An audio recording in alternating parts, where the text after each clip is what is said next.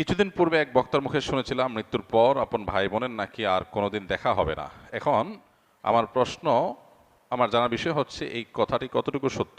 যদি কোনো বক্তা বলেও থাকেন যে মানুষ মারা যাওয়ার পরে তার ভাই বোনের সাথে দেখা আর কোনোদিন হবে না, এটা সঠিক কথা না।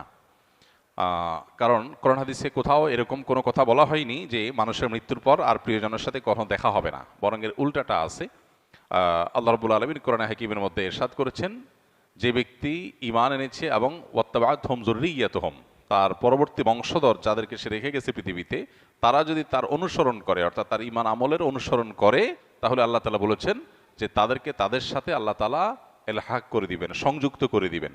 অতএব এই আয়াত বরং পরিষ্কার বলছে যে কোনো মানুষের মৃত্যুর পর তার আত্মীয় স্বজন বা যাদেরকে তিনি রেখে মৃত্যুবরণ করলেন, সেই মানুষগুলো প্রিয়জনরা যদি তার আদর্শ অনুসরণ করে, অর্থাৎ ঈমান আমলের চর্চার মধ্যে থাকে, তাহলে তাদের সাথে কিয়ামতে বা আখিরাতে আল্লাহ রাব্বুল আলামিন তাদের সাথে সাক্ষাৎ এবং একসাথে থাকার সুযোগ আল্লাহ তাআলা দান করবেন। এটা এখান থেকে পরিষ্কারভাবে বোঝা যায়।